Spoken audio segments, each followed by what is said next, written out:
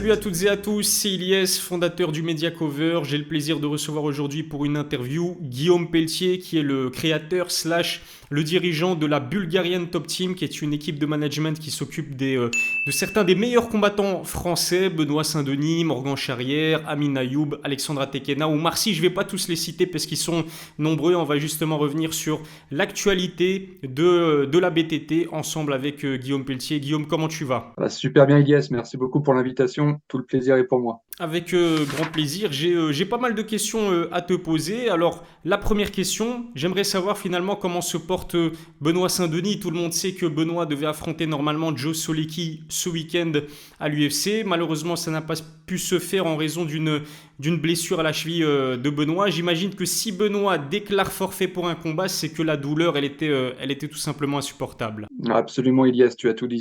Si Benoît déclare forfait, c'est clairement qu'il n'est pas dans les conditions de pouvoir faire un combat. Benoît voulait même combattre en fait avec une cheville très très abîmée, mais voilà, les enjeux à l'UFC sont très grands. Ça ne permet pas, comment dirais-je, l'approximation. Donc, on a pris la décision d'annuler. Alors, pour le coup, les nouvelles étaient à peu près correctes jusqu'à il n'y a pas très longtemps. J'ai Mhm. reçu un très mauvais SMS il y a quelques minutes qui m'informe que Benoît aura très certainement besoin d'une opération. Donc, Mhm. pour le coup, il se peut qu'on ne voit pas Benoît dans la cage de l'UFC pour quelques longues semaines. Pour être très honnête avec les personnes qui vont nous regarder, c'est vrai que je t'ai posé la question avant de commencer cette interview et tu me l'as appris du coup ce fameux SMS que tu as reçu il y a quelques minutes finalement de la part de Benoît Saint-Denis. Et c'est vrai que c'est triste, c'est écœurant. Ma question, pour être encore une fois très transparent, je voulais savoir en fait combien de temps allait nécessiter la récupération de Benoît, savoir si par hasard une opération n'était pas requise pour lui permettre de récupérer plus vite. Là, tu nous apprends que la blessure est plus grave que prévu et il va devoir passer par une opération et du coup absence assez longue malheureusement pour Benoît. Ouais, tout à fait. On va revoir très certainement Benoît, je pense, pour cet été. Courant juin dans le meilleur des cas, ou un petit peu plus tard, on verra selon la récupération, parce qu'en fait, l'opération est une chose, mais la récupération en est une autre. Et ça, on ne peut pas deviner le temps que va nécessiter la récupération pour Benoît. Donc voilà, pour l'instant, on traverse une petite période de flou. On va attendre qu'il se fasse opérer et on va prendre notre mal en patience. C'est une blessure qui est regrettable, encore une fois qui n'aurait pas dû survenir. C'est un accident regrettable avec un de ses partenaires d'entraînement, un geste un peu douteux qui n'aurait pas dû être fait. Voilà, maintenant c'est fait. C'est fait de toute façon, on ne peut pas revenir en arrière, il faut avancer, on va faire ce qu'il faut faire, Benoît va se faire opérer, et voilà. Il faut avancer, tout simplement, pas d'autre solution. On souhaite en tout cas un très bon rétablissement à Benoît Saint-Denis et c'est vrai que c'est d'autant plus dommage qu'il restait sur une prestation magnifique à l'UFC Paris en septembre 2022, une victoire sur KO technique au deuxième round si je me souviens bien face à Gabriel Miranda. C'est vrai que Benoît c'est un combattant extrêmement spectaculaire et pour l'UFC et pour la France surtout c'est un combattant très important. Absolument, c'est pour ça qu'on était très impatients en fait de voir le prochain combat de Benoît. D'autant plus que c'était le dernier combat sur son premier contrat à l'UFC. Donc Mhm. évidemment un combat très important. Benoît est toujours demandeur d'adversaires de plus en plus durs. Et là, pour le coup, il avait quelqu'un qui était devant lui, qui était bien classé. Donc c'était une belle petite marche à gravir. Voilà, ce sera pour la prochaine fois. Ce combat-ci est annulé. Voilà, encore une fois, on va faire ce qu'il y a à faire et on prendra la prochaine opportunité. Alors malheureusement, cette blessure et cette opération, elle va en quelque sorte rabattre les cartes. Je sais que Benoît, au moment où il a déclaré sa blessure, il a proposé à Joe Solecki qu'il devait initialement affronter de reprogrammer ce combat. Malheureusement, on a appris aujourd'hui, selon Marcel Dorff, qui est un journaliste assez crédible en ce qui concerne les nouvelles de l'UFC, que Joe Solecki a trouvé un nouvel adversaire. Ce ne sera pas ce week-end, mais ce sera le week-end prochain. Bref, ce que je voulais savoir, c'est pourquoi est-ce que Joe Solecki était un adversaire si intéressant pour vous. Et encore une fois, c'est vrai que cette opération et cette blessure, elle rabat les cartes, mais dans le meilleur des mondes, Benoît se remet assez vite de cette opération et de cette blessure. Face à qui tu aimerais le voir lors de son retour à l'UFC? Bah alors, pourquoi ce combat était intéressant pour nous? Le problème est que si tu veux, quand on annule un combat comme celui-ci, on ne sait pas ce qui va être reproposé derrière. Tu vois, on peut tomber sur un adversaire qui potentiellement a des qualités qui correspondent beaucoup moins au style de Benoît. Tu vois, là, on savait que Joe Solecki, c'était quelqu'un qui était parfait pour le style de Benoît. Comme je te l'ai dit, très bien classé. Il avait tapé des adversaires solides. Donc voilà, tous les voyants étaient au vert pour faire une belle prestation et surtout pour être vraiment remarqué par l'UFC. Donc voilà, comme on dit, on sait ce qu'on perd, on ne sait pas ce qu'on retrouve. Mais voilà, on est contraint de déclarer forfait, donc on prendra notre mal en patience, encore une fois. Ouais, j'espère que la situation va très vite s'améliorer en ce qui concerne Benoît et encore une fois on lui souhaite un très bon rétablissement.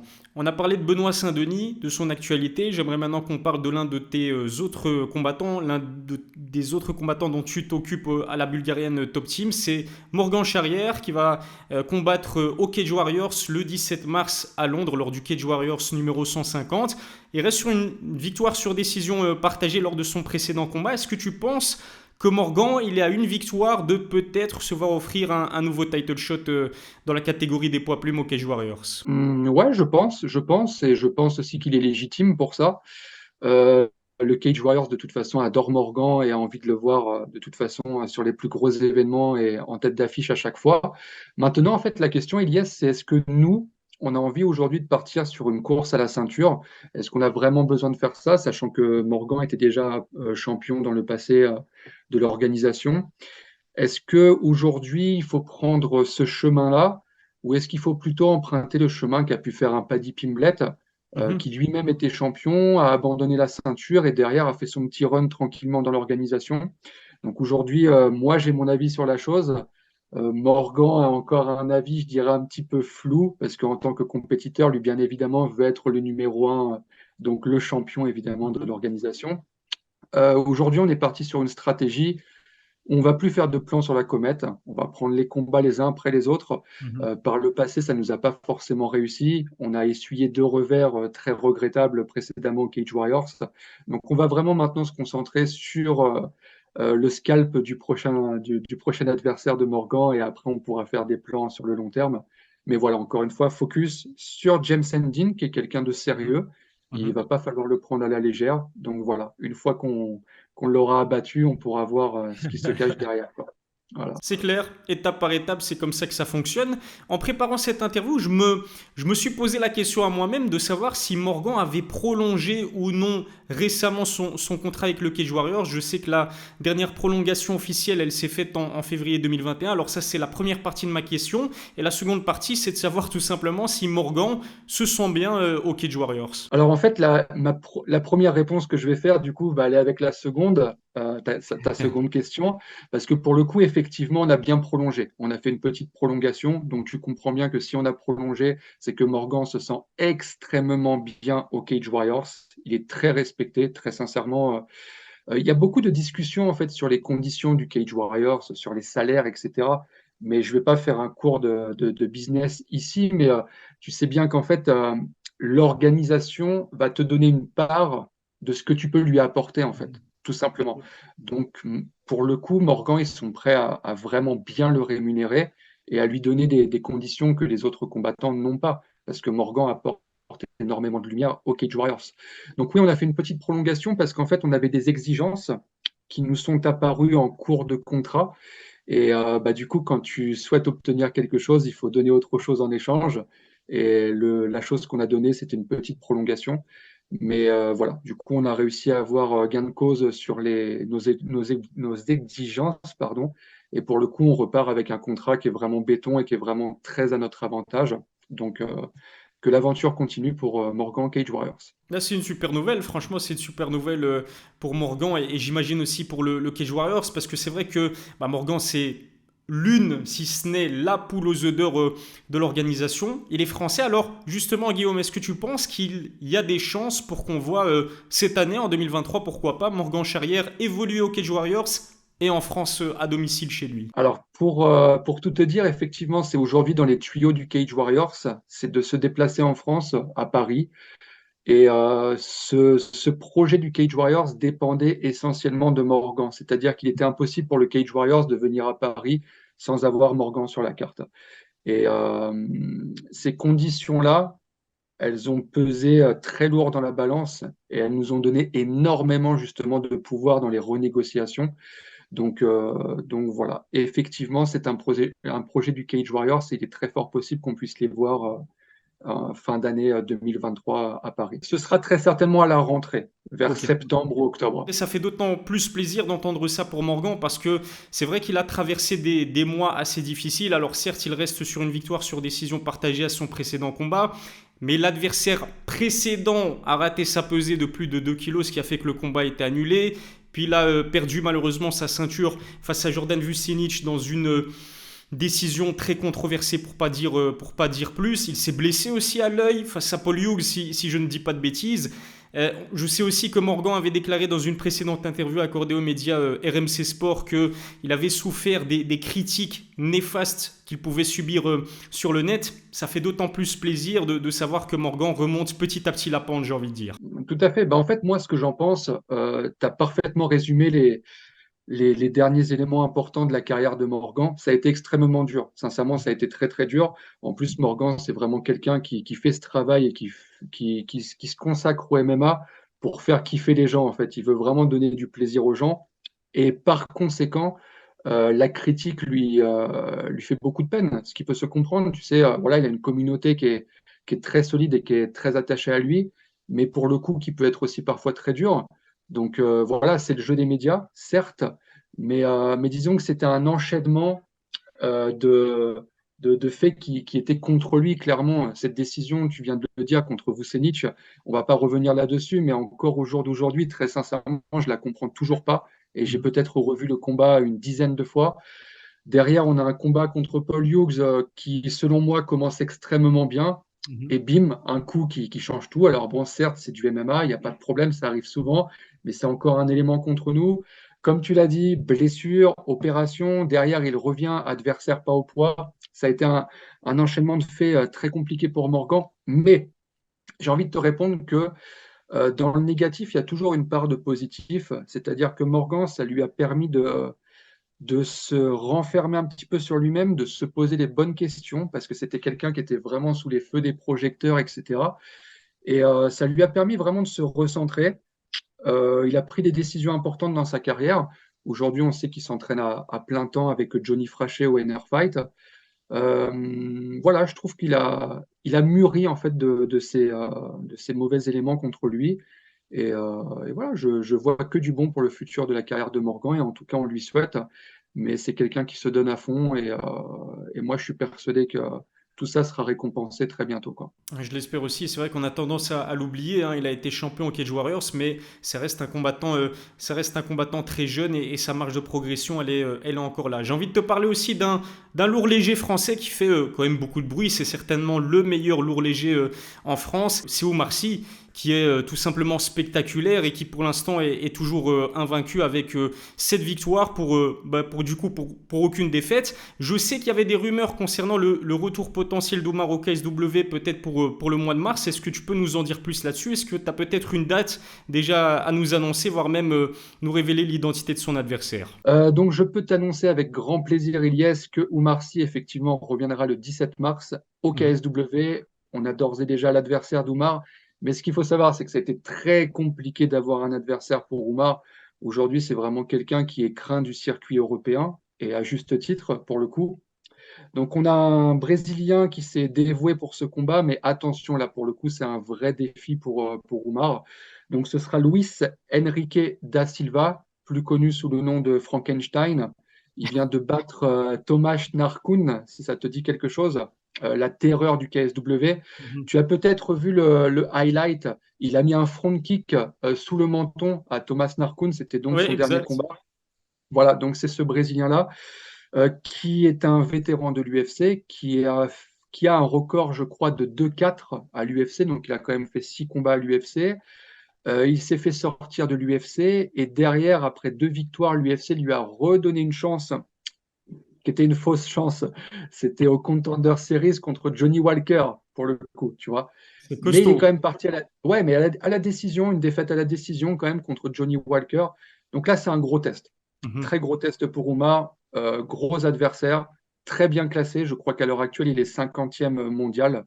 Donc là, pour le coup, c'est pas une marche à gravir pour Oumar, mais plusieurs. Mais voilà, Oumar, il est prêt en fait. Oumar, il est prêt. Il a une belle équipe autour de lui. Je crois qu'aujourd'hui, il n'a pas vraiment montré lors de ses combats son réel niveau. Et j'ai bon espoir qu'il montre ça le 17 mars. Ce sera du coup la même date que Morgan Charrière, mais lui au Cage Warriors. Super, franchement, très beau programme. Et c'est vrai qu'en ce qui concerne Oumar, le KSW ne lui a jamais fait de cadeau et pour l'instant, bah, il s'impose à chaque fois. Tu as parlé du Dana White Contender Series. Je me souviens que lors de notre précédente interview, tu m'avais confié justement une sorte de lien entre le Dana White Contender Series où Marcy devait faire son apparition dans cette organisation, donc l'organisation de Dana White et pourquoi pas débuter à l'UFC ensuite. Le KSW, si je me souviens bien, avait bloqué cette étape-là dans la carrière d'Oumar. Est-ce que peut-être l'UFC est revenu aux nouvelles concernant Oumar Sy? Bien sûr. Alors, je vais quand même te parler un petit peu de la situation parce qu'elle est quand même assez cocasse. Tu sais qu'en fait, quand tu négocies avec une organisation, il y a ce qui est écrit sur le contrat, donc il y a le papier, mais il y a aussi tous les accords qui sont donnés en off, tu sais, les accords de parole, tu vois. Donc, il y avait certaines choses sur le papier, mais on avait d'autres accords sur lesquels, enfin, il n'y avait aucun doute, tout le monde était OK là-dessus, que ce soit le matchmaker, le président et compagnie.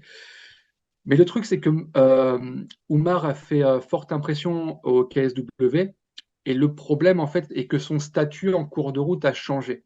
Mhm. Et en fait, il est passé de jeune rookie du KSW à futur star du KSW. Et en Mhm. fait, clairement, le KSW a changé sa vision des choses en cours de route et ne veut plus le laisser partir. Mhm. Donc, ça a été vraiment un coup dur parce qu'on avait, comme je t'ai dit, des accords avec eux. C'est ce qui m'a permis notamment de signer donc Oumar au Contender Series. Donc, nous, on y croyait, on attendait ce combat avec impatience. On était notamment en train de travailler sur le visa pour pouvoir combattre aux États-Unis, etc. Jusqu'à ce que le matchmaker me dise écoute, finalement, non. Oumar est trop important pour nous. Il est hors de question de le laisser partir. Donc voilà. Donc ça a été un coup dur. Il a fallu le digérer. Et comment dirais-je bah, tout ça fait qu'aujourd'hui, clairement, ils se disent bon, les mecs, ok, vous voulez partir à l'UFC, eh ben, il va falloir faire vos preuves, quoi. Donc, ils nous mettent des gars qui sont quand même très forts. Ah, c'est De clair. mémoire, je crois que Frankenstein est à 19-8 en record, tandis qu'Umar est à 7-0. Ouais. Donc, potentiellement, c'est un combat qu'on ne devrait pas voir, tu vois. Mhm.